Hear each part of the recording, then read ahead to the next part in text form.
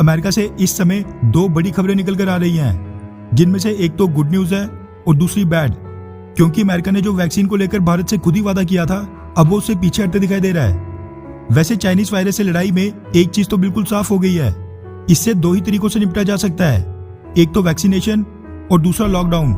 मगर जो दूसरा लॉकडाउन वाला विकल्प है उसको हम ज्यादा दिनों तक नहीं चुन सकते हैं, क्योंकि अगर देश की अर्थव्यवस्था को इग्नोर भी कर दें तो जो भारत में लाखों करोड़ों मजदूर वर्ग के लोग हैं, जो दिहाड़ीदार लोग हैं, उनके लिए तो ऐसे हालातों में 2 वक्त की रोटी का जुगाड़ कर पाना भी मुश्किल होते जा रहा है। ऐसे में पहला विकल्प वैक्सीनेशन ही है, जो लॉन्ग टर्म में हमारे काम आएगा। इसलिए करीब जब 1-2 हफ्ते पहले अमेरिका के राष्ट्रपति जो बाइडेन ने ऐलान किया था कि हम भारत को स्टॉक्स में पड़ी 60 मिलियन यानी 6 करोड़ एस्ट्राजेनेका वैक्सीन के डोजेज में से कुछ डोजेज बहुत ही जल्द सप्लाई करेंगे, इसका भारत में भी स्वागत हुआ था और इसको काफी मीडिया कवरेज भी मिली थी।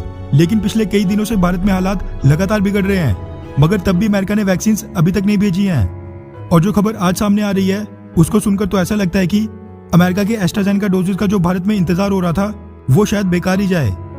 दरअसल Hindustan times, the print, ANI news agency और कई मीडिया हाउसेस के हवाले से मीडिया रिपोर्ट सामने निकल कर आ रही है कि भारत में अमेरिका के डिप्टी एम्बेसडर डैनियल स्मिथ ने पिछले कल एक ऑनलाइन वर्चुअल प्रेस ब्रीफिंग के दौरान बताया कि अमेरिका के पास जो स्टॉक में एस्ट्राजेनेका वैक्सीन के 10 मिलियन यानी 1 करोड़ डोजेज हैं, उनको अमेरिका भारत क्या किसी भी देश के साथ शेयर नहीं कर सकता है।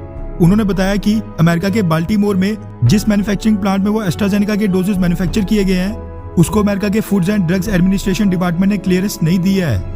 उस मैन्युफैक्चरिंग प्लांट में कुछ प्रॉब्लम्स के कारण ये देरी हो रही है और हम वहां पर मैन्युफैक्चर्ड एस्ट्राजेनेका वैक्सीन के डोजेज की एफिकेसी का पता ही नहीं लगा पाए हैं। आगे डैनियल स्मिथ ने बताया कि अमेरिका का FDA डिपार्टमेंट अभी इन्वेस्टिगेट कर ही रहा है कि बाल्टीमोर फैसिलिटी में मैन्युफैक्चर्ड वैक्सीन के एक बैच में कंटामिनेशन कैसे आ रही है।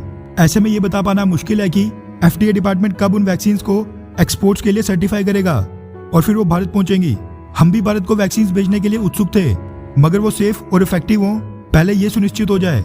वैसे जल्दबाजी में कंटामिनेटेड डोजेज भेजने से तो अच्छा है कि अमेरिका पहले तसल्ली से उनको चेक कर ले, वरना यहाँ भारत में एक और बखेड़ा खड़ा हो जाएगा।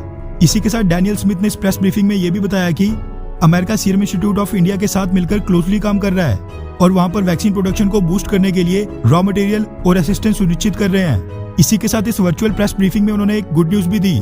डैनियल स्मिथ ने बताया कि अमेरिका भारत के साथ मिलकर जॉनसन एंड जॉनसन की कोविड-19 वैक्सीन लार्ज स्केल पर भारत में मैन्युफैक्चर करने पर विचार कर रहा है, ताकि भारत में सीरम इंस्टीट्यूट जैसे और भी वैक्सीन मैन्युफैक्चरर्स की मदद से वैक्सीन प्रोडक्शन को बूस्ट मिले।